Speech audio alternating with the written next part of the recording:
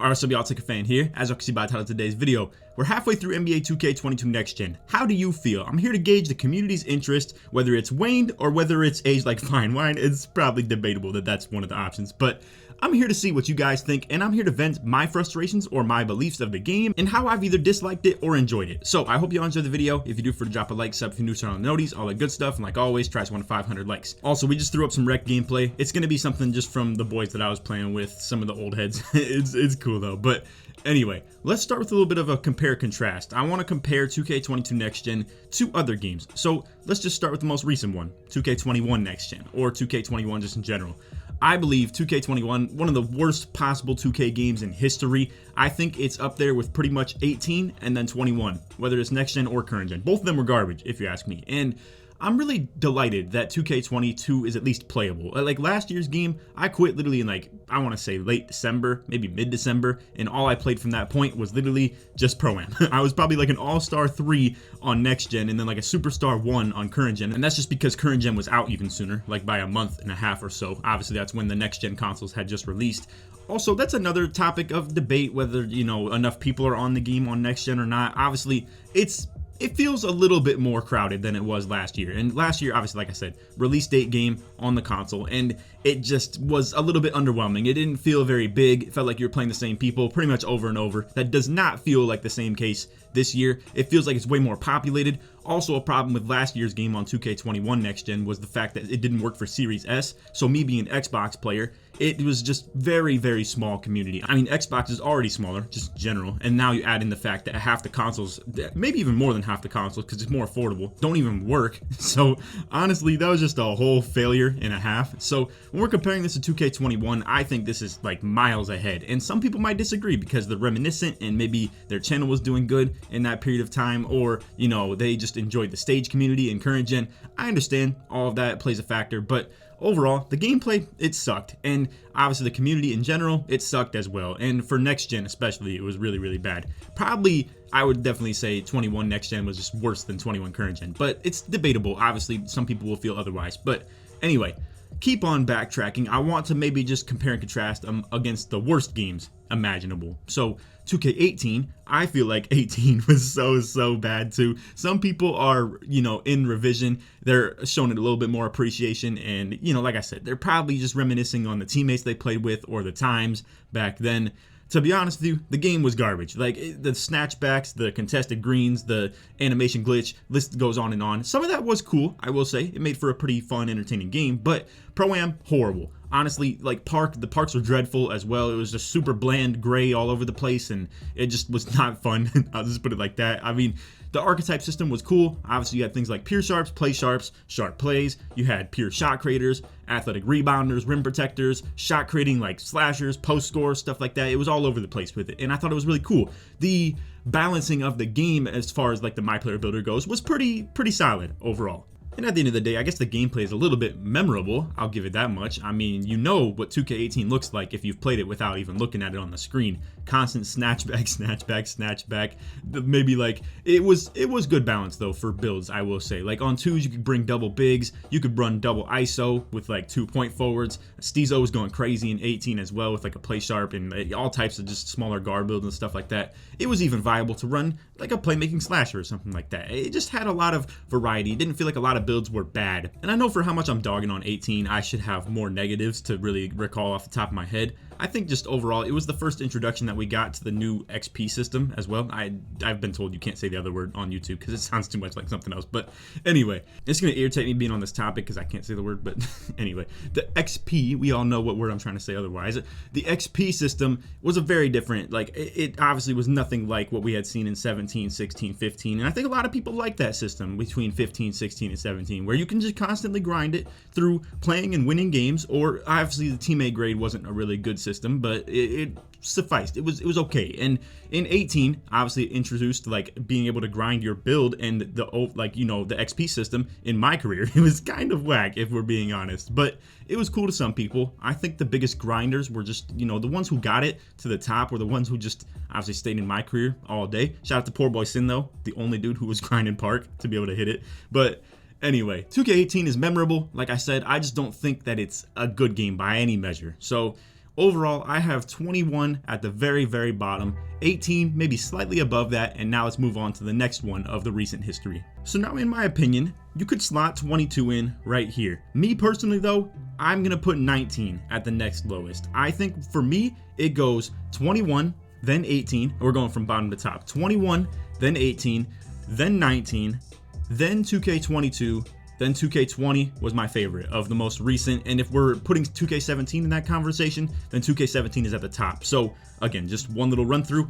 It goes 21, 18, 19, 2K22, 2K20, and then 2K17 as far as from bottom to the top, my favorites. So personally, for 19, I feel like it was very similar to 18. It's weird, 18, 19, and 20 kind of chain in together, right? Because the gameplay was nothing similar between 19 and 20, but the park was the same. So a lot of people would probably tie those two games in more just from visual aspect, but 18 and 19 were very similar when it comes to gameplay. Not essentially how the game played, but builds were pretty much the exact same thing. I mean, you had the same archetype system where it was literally just like primary, secondary, simple as that. I thought it was cool though. You saw builds like what Kitchen had, bro. It was crazy. Y'all gotta look up Kitchen 2K19 stretch playmaker. That stuff was insane. But once again, 2K19 dominated by play sharps. I mean, it's been like that for a while though, as we all know. Like the green and yellow pie chart from 2K20 to 2K21 current gen to 2K22 current gen has completely dominated the game. It was even still a thing in 19 pretty much. It wasn't a pie chart, but we all know play sharp archetype. It was still a thing in 18 too. And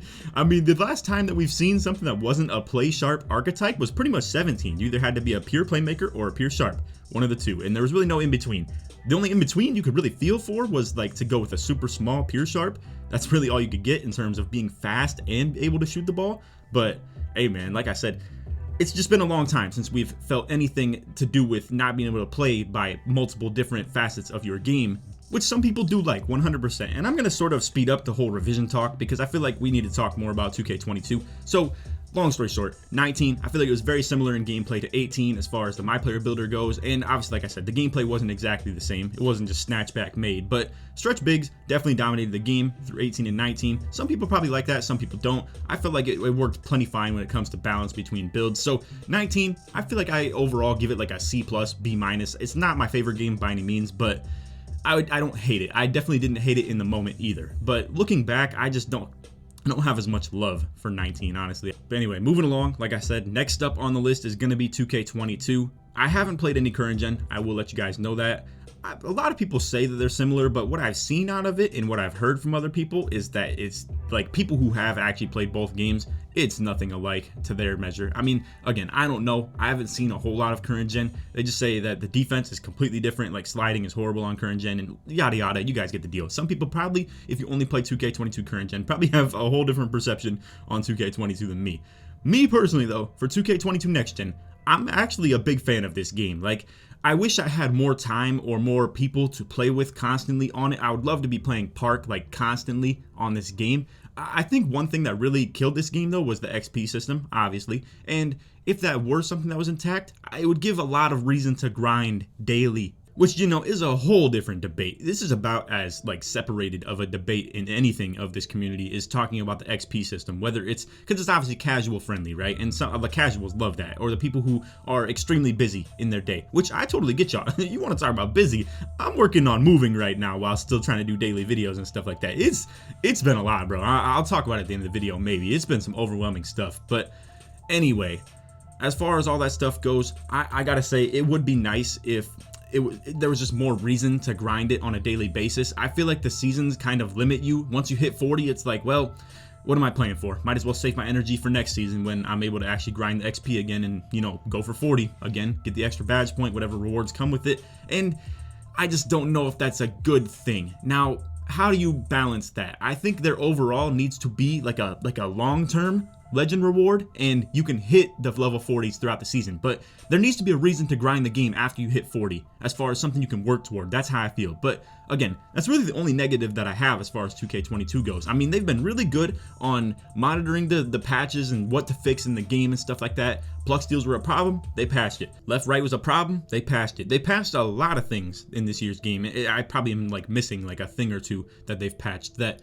absolutely needed some fixing. The only thing they haven't fixed that feels like it needs an absolute fixing is interior defense. I'm sure you've even seen some clips in this rec game. I don't know which one I'm playing, but you've probably seen something that indicates bad interior defense and just not being able to contest shots down low.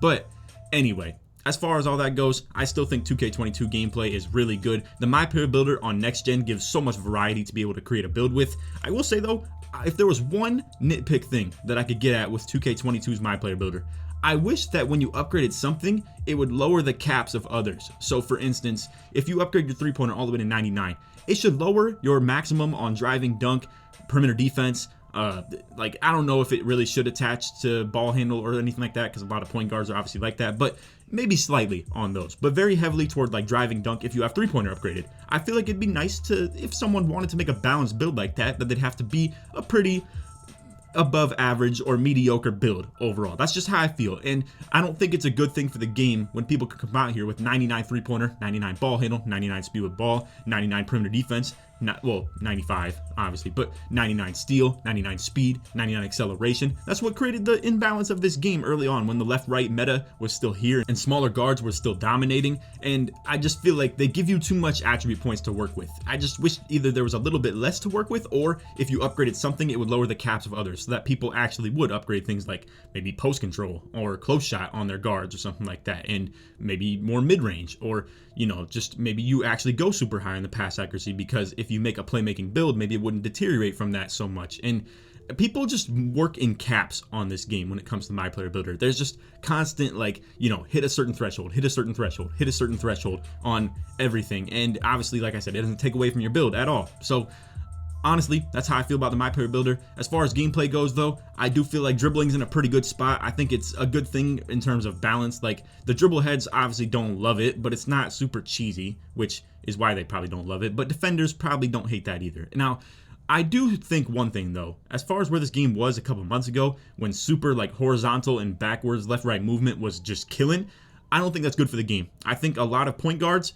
were looking like they're good when they're not really. That's how I feel. And I don't think that's good for the game at all. I think there needs to be a little bit of a hint of balance, a little bit more, where maybe defenders just move faster. That's how I feel. Or if you want to put a scale, and we'll just call it like a 50-50 thing right now, but it feels like the game has been pulled probably to like 60-40 in favor of offense rather than defense. Maybe even 65-35. I'm not exactly sure how I truly feel about it. For Pro-Am, it's in a really good spot because there's 5 defenders on the court, but for 3v3, 2v2, 1v1, stuff like that, it just becomes like ridiculously harder to play defense than it is on Pro-Am. That's how I feel. And I play against the best players in the world on Pro-Am.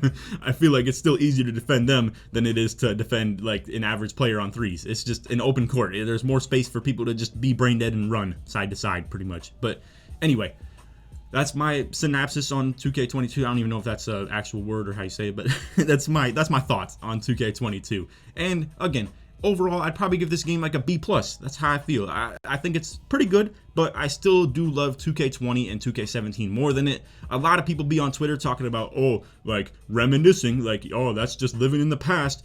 People hated 2K17 and 2K20 in the moment, but now they love it when they're looking back at it. Listen, bro, I am documented. I have actual visual footage. I don't think I can pull it up in this one. I'm a little busy. I'm really busy today, which is super unfortunate that I have to say that. I mean, bro, life is just coming at me fast right now. But anyway, aside from that, I have documented footage of me saying in the moment, actually I even have tweets too, where I said in the moment on 2K22 when it came out that this was probably my second favorite game of all time after 17, and that it could be number 1 if a couple different things were fixed. Now, those things weren't fixed, and 2K20 probably just ends up being my second favorite 2K of all time.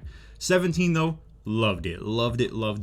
In the moment, looking back at it, everything about it I thought was super fire. Like, you had the events, the Mountain Dew, you had the archetype system was super really cool, and you felt original. You felt like, oh man, I'm an athletic finisher at 7 foot going against a game where the meta is to run 7-3 pure glass, or people who had a post score, that was their niche. They had things like rim protectors that were like a super slept on build. You had things like the pure sharp where people would go to a certain height, like 6'2s were really good. You had people who were like point forwards. Everything felt like a sort of affiliation, like you were affiliated to your build. You had to rep your build. There was like a really like sleeper subcategory of shot creators out there, whether it was small or big ones. One thing about 2K17 that we haven't got in literally 5 years of playing a 2K game is constant rotation of people in and out of a park. So with everything since 2K, I would say 19, right? Obviously, where it's no longer a dedicated server to the park, and it's crazy to think it's been that long. But ever since, in 2K18 was just kind of dead, right? But it was still possible to streak, I guess, to an extent. But ever since 2K19, it's been a problem. I mean, you load into the park, it sort of dies out, and you don't really have the ability to streak anymore. I feel like I haven't really even gone on crazy streaks since 2K17. And the other problem with it too, nowadays, that's not even beloved in the community. I feel like people just think, oh, it's just you beating up on bots. Like everybody in the comp situation, or people who respect you for playing the game good, they don't respect streaks anymore. They respect beating the best of the best, which is obviously another category that I feel like could still be a thing. But there is something to be said about winning 100 games in a row, whether it be against bots, whether it be against people who want to pull up. And people used to pull up on streaks too and try and, like, you know, prove something with that as well. And there was so much more involvement in the community with YouTubers. People were actually playing each other constantly in 2K17. I feel like nowadays, bro, everybody just has this big ego, and I don't know, they just stick to themselves, and me included to an extent as well. I want to be playing more people too. I just feel like people don't be on next gen. Personally, that's unfortunate, but it is what it is. But anyway, again, the community was good in 17. Everything about it was just fire. Like I loved how everything just came together. I don't know how to put it other than that, but that's how I feel. And you know, I skipped over 2K20, but I kind of want to just go back and talk about that. Like I said, second favorite game. 17, 100% the favorite. But anyway, for 2K20, I feel like it was in a pretty good spot. There was really good balance between the builds. I feel like you could run it inside, you could run it outside of the big man. The guard position was maybe not as balanced as it should have been. I feel like obviously when the behind the back was in the game, like outside builds like play sharps and the BP, which is like the finishing and shooting combo, definitely dominated. After that kind of got nerfed a little bit though, you saw it definitely lean a little bit more toward ISO, or for instance, a little bit more of the triple locks, if you will, like play lock, maybe pure lock or something like that, or maybe even like play lock. I mean, the two-way slashing playmaker dominated that game, as a lot of us know. When it comes to 2v2 or 1v1, for 3v3, it comes a little bit more cloudy with that, but there was still a really good lock build to play the two. Or again, some people even brought two of those in and just ISO'd, and like I dominated the worst matchup pretty much. But anyway, overall, I think the game was in a pretty good spot. Tendency glitch kind of ruined Pro-Am late in the year, but it was so fire. Like 2K20 was the last glimpse that we got of a good rank system on Pro-Am, whether it be for 5s or 3v3.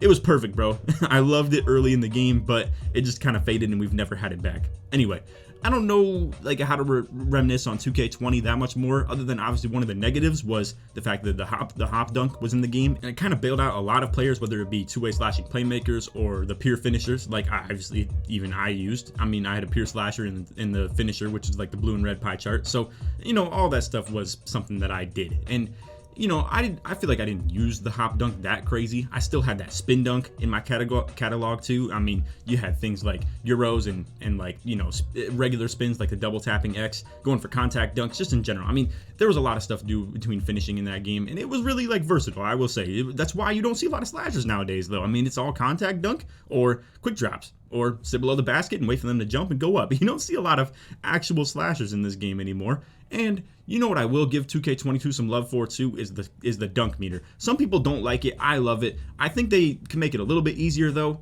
personally. I mean, there's a reason some of these people are still using the X button. I mean, obviously, right? Or it'd be cool if they were literally forced to. Now, here's the thing. That's not casual friendly. It's not casual friendly at all. So I guess maybe I should eat those words, because people would hate it if they had to constantly come out here and just time open dunks every single time. But again, if the meter was just way bigger and you had less room for error, or more room for error, I should say, and you could just really, like a lob meter pretty much. When you're wide open on it, the whole thing's pretty much green. You don't have to time much. You just have to not like hit it in a certain 10% of where it is. I feel like they could tweak it quite a bit, but like I said, the more open you are, the more driving dunk you have, maybe the bigger your meter gets on every dunk, whether it be open ones or contact dunks, and you actually have to time it. Now, I don't know, like I said, maybe they could work on that. Maybe they're working on it right now as we speak. Maybe some people hate it, and they're gonna hate me saying that. I don't know, it is what it is. But anyway, to just kind of wrap things up and come back to 2K22, because that's what this whole video is about. We're halfway through it. I want to hear what you guys think as far as longevity on this game.